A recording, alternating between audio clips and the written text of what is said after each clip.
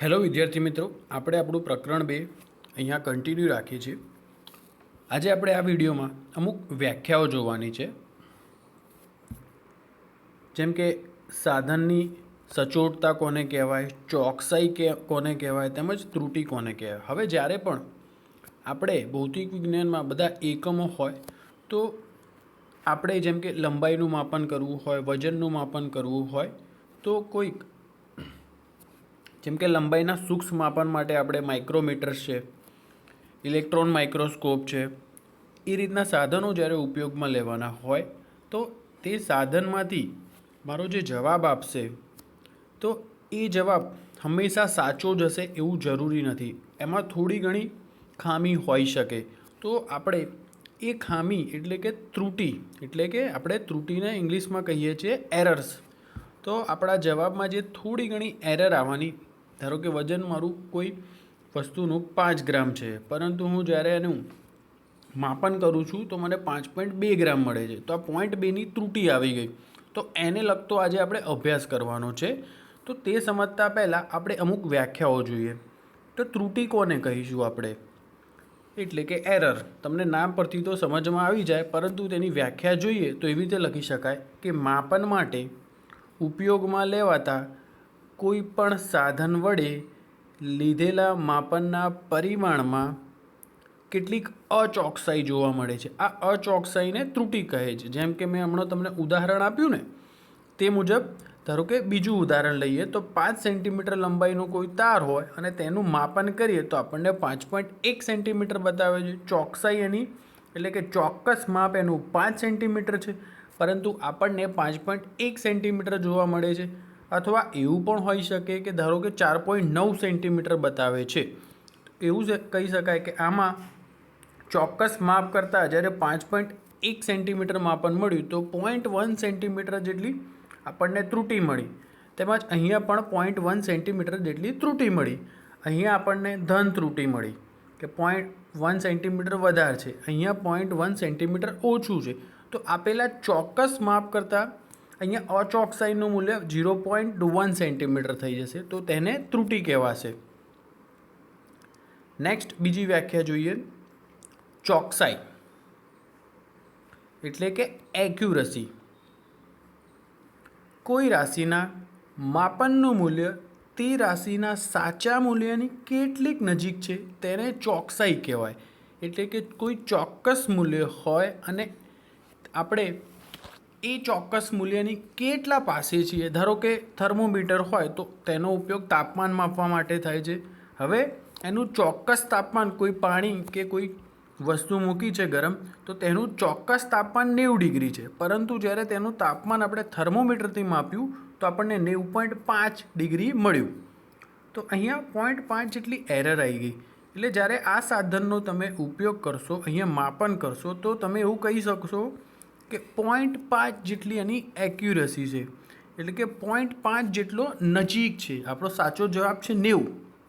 સાચો જવાબ આપણો 90 ડિગ્રી છે, પરંતુ જવાબ આવ્યો જ્યારે આપણે માપન કર્યું તો આપણને 90.5 ડિગ્રી મળે છે. તો એવું કહી શકાય કે તેની ચોકસાઈ 0.5 ડિગ્રી છે. ફરીથી હું રિપીટ કરું છું, ત્રુટિ એને કહેવાય કે આપણને કોઈ અચોક્કસ માપ મળે, ચોક્કસ માપ કરતાં આપણને અચોકસાઈ જોવા મળે તો તેને ત્રુટિ કહેવાય. એક્યુરસી એટલે કે ચોકસાઈ. ચોકસાઈ એને કહેવાય કે આપેલા સાચા મૂલ્યની કેટલા તમે નજીક છો એ જે કિંમત મળે તેને ચોકસાઈ કહેવાય. હવે સચોટતા જોઈએ એટલે કે પ્રિસિઝન. હવે એક્યુરસી અને પ્રિસિઝન અમુક મશીન અને સિસ્ટમમાં પણ આગળ તમને ભણવામાં આવશે. જ્યારે તમે એન્જિનિયરિંગને તેમજ બાયોલોજીવાળા વિદ્યાર્થી હોય તો તે પણ જ્યારે અમુક રિપોર્ટ્સ કે બાયોલોજીના અમુક સાધનો ઉપયોગ કરવામાં આવશે ત્યારે આ વર્ડ્સ આવશે, એક્યુરસી અને પ્રિસિઝન, એટલે કે ચોકસાઈ અને સચોટતા. તો આ બંને વચ્ચે તમે કન્ફ્યુઝ ના થતા. આ બંને એકબીજાથી અલગ જ છે. અમુક વિદ્યાર્થી મિત્રો આ બંનેને એક સમજી બેસે છે કે ચોકસાઈ અને સચોટતા બંને એક છે, પરંતુ એવું નથી. ચોકસાઈને તમારે એ રીતે યાદ રાખવાનું છે કે સાચા મૂલ્યની આપણું જે મૂલ્ય આવે છે એ કેટલું પાસે છે તેને એક્યુરસી કહેવાય. જો એક્યુરસી સારી હશે તો આપણો જે જવાબ આવશે એ સાચા મૂલ્યની ઘણો નજીક આવશે. એક્યુરસી જો ખરાબ હશે એટલે કે ચોકસાઈ બહુ ઓછી હશે, ચોકસાઈનું મૂલ્ય બહુ સારું ના હોય તો શું થાય, 90 ડિગ્રીનું માપન કરવું હોય તમને 100 ડિગ્રી બતાવી દે તો એનું ચોકસાઈ શું થશે, બહુ ઓછી થશે. એની ચોકસાઈ સારી નથી એવું કહી શકાય. કેમ કે માપન 90 ડિગ્રીનું કરવાનું હતું અને મળ્યું આપણને 100, તો આપણી એરર કેટલી આવી ગઈ, 10ની. તો એ માપન સારું ના કહેવાય, એમાં બહુ મોટી ત્રુટિ આવે. હવે પ્રિસિઝન એટલે કે સચોટતાને સમજીએ. એની વ્યાખ્યા જોઈએ તો એવું કહેવાય કે માપન કેટલા વિભેદન અથવા સીમા સુધી કરવામાં આવ્યું છે તેને સચોટતા કહે છે. આને આપણે ઉદાહરણ દ્વારા સમજીએ. બહુ જ સિમ્પલ છે. જો તમને આનો કોન્સેપ્ટ તમે ઉદાહરણથી સમજી જશો તો વ્યાખ્યા તમને એકદમ સમજમાં આવી જશે. આ કોઈ ડિફિકલ્ટ નથી એટલું. તો ઉદાહરણ સમજીએ. ધારો કે મેં કોઈ એવું થર્મોમીટર લાવ્યો કે જેનું સચોટતા 1 ડિગ્રી સેન્ટીગ્રેડ છે. ખાસ સમજજો, સચોટતાની વાત કરું છું હું, ચોકસાઈની નહીં. સચોટતા એની 1 ડિગ્રી સેન્ટીગ્રેડ છે. અને હવે મારે જે થર્મોમીટરથી હું તાપમાન માપીશ કોઈક પાણીનું કે જેનું 90.5 ડિગ્રી છે, તો શું જેની સચોટતા 1 ડિગ્રી છે તેનાથી હું 90.5 ડિગ્રી માપી શકું? ના. તો એ હંમેશા મને જવાબ બતાવશે 90 ડિગ્રી અથવા 91 ડિગ્રી. કેમ કે તેની સચોટતા તો 1 ડિગ્રી જ છે. લઘુત્તમ એ 1 ડિગ્રી સુધી જ માપી શકે છે. એ 90.1, 90.2, 90.3 એ રીતનું એ માપન નહીં કરી શકે. એ પૂર્ણાંક સંખ્યામાં જ માપન કરી શકે છે. તો જેટલી સચોટતા છે એને તમે લઘુત્તમ માપન શક્તિ પણ કહી શકાય. આ એની એક લિમિટ છે. આ 1 ડિગ્રી સેન્ટીગ્રેડ સુધીનો તફાવત ઓછામાં ઓછો માપી શકે, એના કરતાં પછી 0.9, 0.8 સુધીનું માપી ન શકે. તો સચોટતા એટલે આપેલ સાધનમાં માપન માટે તેનું વિભેદન અથવા સીમા લિમિટ આપણે નક્કી કરી હોય. તો આ એનું શું થઈ ગયું, વિભેદન એટલે કે રિઝોલ્યુશન. મિનિમમ આટલું મેઝર કરી શકે. ઓકે. હવે મારે સેલ્સિયસનું ખૂબ જ સાચો જવાબ જોઈતો હોય 90.5નો, તો મારે શું કરવું પડે, 0.1 ડિગ્રી સેન્ટીગ્રેડ સચોટતા ધરાવતા થર્મોમીટરથી તમે માપી શકો. તો હવે 90.5 ડિગ્રીનું જો માપન કરવું હોય ચોક્કસ રીતે તો તમે 0.1 ડિગ્રી સચોટતા ધરાવતા થર્મોમીટરનો ઉપયોગ કરી શકાય. એટલે કે મિનિમમ 1 ડિગ્રી સુધીનું તમે આમાં માપન કરી શકો છો, કારણ કે એની સચોટતા 1 ડિગ્રી સેન્ટીગ્રેડ છે. જ્યારે 0.1 ડિગ્રી સચોટતા ધરાવતું થર્મોમીટર લેશો તો તમે 90.5 ડિગ્રી સુધીનું માપન કરી શકશો. તો ચોકસાઈ એટલે આપેલા કિંમતથી તમે કેટલા નજીક છો એ, અને સચોટતા એટલે એનું લઘુત્તમ તમે કેટલું માપી શકાય. બરાબર. જેમ કે હવે અહીંયા છે સાચો જવાબ છે 90.550 ડિગ્રી સેન્ટીગ્રેડ. ફરીથી કહું, 90.550 ડિગ્રી સેન્ટીગ્રેડ. તો 0.1 ડિગ્રી સેન્ટીગ્રેડ ધરાવતી સચોટતા હોય તો પણ તમે ના માપી શકો. સમજમાં આવે છે? તો 1 ડિગ્રી સેન્ટીગ્રેડ છે તો 1ના ગુણાંકમાં હોય તેવી જ કિંમત માપી શકવાનો છે. ચલો હવે આગળ જઈએ.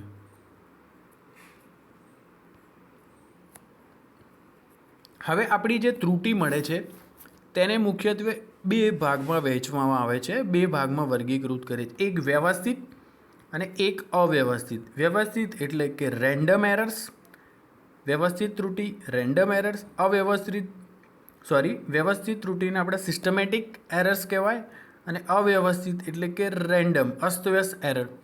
તો આ વ્યવસ્થિત સિસ્ટમેટિક એરરને આપણે A, B અને C 3 અલગ અલગ ભાગમાં વહેંચવામાં આવે છે, કારણ કે આ વ્યવસ્થિત ત્રુટિ આપણને 3 અલગ અલગ રીતે મળે છે. તો સમજીએ. વ્યવસ્થિત ત્રુટિમાં પ્રથમ સાધનની ત્રુટિ. સાધનની ત્રુટિ જેમ કે કેવું હોય કે જ્યારે કોઈ આપણે સાધનથી, ધારો કે વજન કાંટો છે તેનાથી આપણે કોઈ વજનનું માપન કરવું હોય, પરંતુ એ સાધનમાં જ કંઈક ભૂલ હોય, સાધનની અંદર કંઈક સર્કિટમાં એ ભૂલ હોય કે પછી આપણું જે સાધન છે એના કોઈક માપન જે સ્કેલ કર્યો હોય તેમાં કંઈક ભૂલ હોય, તો એવી બધી જે ત્રુટિ મળવાની એ સાધનની ત્રુટિ મળવાની. એ આપણા કોઈ અવલોકનથી ત્રુટિ નહીં મળે, પણ સાધનમાં જ પહેલેથી ભૂલ છે તો આપણે જે જવાબ લાવીશું તેના માપનથી તો આપણને એ જવાબમાં ત્રુટિ મળશે. તો એવું કહી શકાય કે આ ત્રુટિ સાધનમાં રહેલા કોઈ ક્ષતિયુક્ત રચના, એટલે સાધનમાં કોઈ ક્ષતિ હોય અથવા તેના સેલમાં એનો જે સ્કેલ કરેલો છે એમાં કંઈક ખામી હોય, એનું અંકન બરાબર કેલિબ્રેશન બરાબર ના થયું હોય, અંકન બરાબર ના થયું હોય, તેમજ સાધનની શૂન્ય ત્રુટિ. એટલે કે હવે આ શૂન્ય ત્રુટિને સમજો. એટલે કે પહેલાં ત્રાજવા પર જે ડિજિટલ જે વેટ મેઝરમેન્ટ જે આપણા ત્રાજવા એટલે કે કાંટા આવે છે, તો તેમાં ધારો કે કોઈ વજન મૂક્યું જ નથી, તો તેનો જવાબ 0 આવવો જોઈએ ને. એટલે કે 0 ગ્રામ જેટલું વજન છે, પરંતુ કોઈ વસ્તુ મૂકી ના હોય છતાં પણ એ કંઈક વજન બતાવે, એટલે એને શૂન્ય ત્રુટિ કહેવાય. જેમ કે લંબાઈનું માપન મારે કરવું છે, તો હું એના માપન માટે જ્યારે માઇક્રોમીટર હું યુઝ કરીશ તો 0થી શરૂ થવી જોઈએ. લંબાઈ જ્યારે આપણે માપવાનું સ્ટાર્ટ કરીએ તો 0થી 1, 1થી 2 એ રીતના 1 સેન્ટીમીટર આગળ વધવા જોઈએ. પણ 0થી સ્ટાર્ટ થવાના બદલે ધારો કે 0.2થી સ્ટાર્ટ થાય તો આપણને કંઈક ત્રુટિ મળવાની જ છે. તો આને કહેવાય શૂન્ય ત્રુટિ. એટલે જ્યાંથી સ્ટાર્ટ કરવાનું હોય ત્યાં જ આપણને એરર મળે, તો આ શૂન્ય ત્રુટિ કહેવાય. હવે બીજું જે પ્રકાર છે બી, એટલે કે પ્રયોગની ટેકનિક અથવા પદ્ધતિમાં રહેલી અપૂર્ણતા. હવે જ્યારે આપણે સાધનને પ્રોપર ટેકનિકથી વાપરીએ નહીં, તેમજ કોઈક પદ્ધતિને એને અનુસરીએ નહીં, તો આપણને અમુક ત્રુટિ મળવાની જ છે. જેમ કે વજન કાંટો છે, તેનું મારે વજન કરવું છે કોઈ વસ્તુનું, 1 કિલો ધારો કે ખાંડ છે, તેનું વજન કરવું છે, તો ખાંડને મેં ત્યાં મૂકી, પરંતુ બાજુમાં હું કંઈક બીજું 50 કે 100 ગ્રામ વજન હું એની પાસે મૂકી દઉં, તો એ ખાંડના વજનમાં એટલો ઉમેરો થશે. તો આપણે અહીંયા પ્રોપર એના જે સ્ટેપ્સ છે, એની જે મેથડ છે, પદ્ધતિ, એ પ્રોપર આપણે સમજવી પડે કે આ સાધનને કઈ રીતે વપરાય, એનું સમીકરણ હોય એ બધા તમે પ્રોપર ટેકનિકથી મૂકવા પડે, તો આપણને ત્રુટિ ના મળે. તો આ પ્રકારથી જો તમે ત્રુટિ મળે તો તે પ્રયોગની ટેકનિક અથવા પદ્ધતિમાં રહેલ અપૂર્ણતાના કારણે ત્રુટિ મળી કહેવાય. ત્રીજો પ્રકાર જોઈએ વ્યક્તિગત ત્રુટિ, એટલે કે પર્સનલ એરર. હવે જ્યારે વજન કે લંબાઈ કે કોઈ પણ માપન આપણે કરીએ તો બધા જ વ્યક્તિના પોતાના અલગ અલગ અવલોકન આવી શકે છે. જેમ કે દ્રષ્ટિ સ્થાનભેદ થઈ શકે છે, તેમજ બધા અવલોકનકાર અલગ અલગ હોય છે. તેમની જોવાની, ધારો કે કોઈ મારે ઘડિયાળ એનાલોગ જે આપણા કાંટાવાળી ઘડિયાળ છે, જેમાં કલાક, સેકન્ડ અને મિનિટ કાંટો હોય છે, તેનાથી મારે એકદમ ચોક્કસ મારે સમય જોવો હોય તો મારા ઘડિયાળની એકદમ સામે 0 ડિગ્રી પર સામે જોવું પડે, પરંતુ હું એને થોડા સાઈડમાંથી જોઉં તો મિનિટ કાંટો થોડો ખસેલો દેખાશે. તો આ પ્રકારની દ્રષ્ટિ સ્થાનભેદ થઈ ગયું. તેમજ બધા અવલોકનકાર અવલોકન કરવા માટે અલગ અલગ જગ્યાએથી જોવે અથવા તેની કંઈક અલગ ખાસિયત હોય, તેમજ સાધનની બરાબર ગોઠવણી ના કરી હોય માપન માટે, તો આ બધી પર્સનલ એરર, એટલે કે આ માણસ દ્વારા આપણી એરર સર્જાશે. આ પ્રકારની ત્રુટિ આપણી વ્યક્તિગત ત્રુટિ થઈ ગઈ, જે કોઈ સાધનની અથવા પ્રયોગ ટેકનિકની ત્રુટિ નથી. એ આપણે જાતે પોતે એક એરર મૂકી છે, આપણામાં કંઈક મિસ્ટેક હશે, તો એના કારણે આ પ્રકારનો ત્રુટિ મળશે. હવે અવ્યવસ્થિત ત્રુટિ જોઈએ.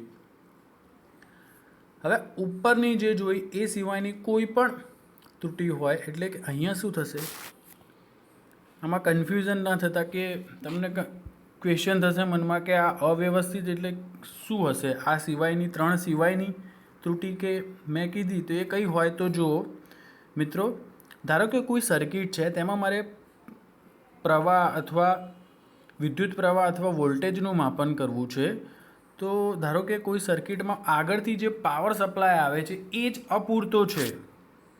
સમજમાં આવે છે મારું? કોઈ જે અવલોકન કરવું છે, કોઈ સર્કિટ મેં લગાવી તો તેમાં જ કંઈક ત્રુટિ છે. જેમ કે આપણો મોબાઈલનું ચાર્જર હોય તો આપણે મોબાઈલ ચાર્જ કરવા મૂક્યો, પરંતુ આગળથી જે ચાર્જરમાંથી જે પાવર સપ્લાય ઘરમાં આવે છે એ જ અવ્યવસ્થિત હોય, એ જ જો વધઘટ થતું હોય તો મોબાઈલ બરાબર ચાર્જ થશે નહીં. તો આ પ્રકારની ત્રુટિ અનિયમિત ત્રુટિ કહેવાય. એ કોઈ નિયમિત, એનો કોઈક નિયમિત ઉદ્ભવ સ્થાન નથી, એ કોઈ પણ હોઈ શકે. તો એના કારણે તમને ધન, ઋણ, નાનું કે મોટું તમારા માપનનું મૂલ્ય હોઈ શકે. જેમ કે ધારો કે રબરનો કોઈ લાંબો આપણે વાયર, એટલે કે લાંબો આપણે ધારો કે રબરનો રોડ લીધો અને એનું આપણે માપન સવારમાં કર્યું તો આપણને 10.1 સેન્ટીમીટર હતું. હવે એને ધાબા પર મૂકી દીધું, ખૂબ જ બપોરે ગરમી હતી, ભર ઉનાળે 50 ડિગ્રી તાપમાન છે. હવે એનું લંબાઈનું માપન કરીશું તો જે રબર હતું તો એનું તાપમાન વધી ગયું હશે, તો એ હવે થોડું મોટું થયું છે. તો એના કારણે હવે તમે રબરના રોડનું માપન કરશો તો તમને 10.5 સેન્ટીમીટર જોવા મળે. તો આ પ્રકારની જે ત્રુટિ છે એ અનિયમિત કહેવાય. જે તાપમાન હોય તેના પર કંઈક, આ તમને ફક્ત ઉદાહરણ આપ્યા છે કે તાપમાનના કારણે બદલાઈ શકે. તમારે સર્કિટમાં પાવર સપ્લાય આગળથી કંઈક ઓછો આવે પહેલેથી જ સર્કિટમાં, જે તમે ઇનપુટમાં જે વોલ્ટેજ આપો છો એ જ જો ઓછો હોય તો તમારું સ્વાભાવિક છે તમને કંઈક આઉટપુટમાં ત્રુટિ મળવાની છે. જેમ કે આપણે કોઈ એક વ્યક્તિ હોય તે વારંવાર એકનો એક પ્રયોગ કરે અને એનું વારંવાર પુનરાવર્તન કરે તો દર વખતે અવલોકન થોડા ઘણા જુદા જ આવશે. એવું જરૂરી નથી કે દર વખતે સાચો જ જવાબ આવે. તો આ પ્રકારની ત્રુટિને અવ્યવસ્થિત ત્રુટિ કહે છે. તો આ તમારે ગોખવાનું નથી, આને તમારે સમજીને યાદ રાખવાનું છે. પૂરો કોન્સેપ્ટ તમારે સમજવાનો છે કે ત્રુટિ કોને કહેવાય. ચોકસાઈ, સચોટતા. વ્યવસ્થિત ત્રુટિમાં 3 પ્રકાર: સાધનની હોય ત્રુટિ, પ્રયોગની ટેકનિકના કારણે ભૂલ હોય, તેમજ વ્યક્તિગત ત્રુટિ હોય, તેમજ અવ્યવસ્થિત ત્રુટિ. તો આ વિડીયોમાં આપણે સાધનની સચોટતા, ચોકસાઈ તેમજ માપનના ત્રુટિના ટોપિક વિશેનો અભ્યાસ કર્યો. Thank you.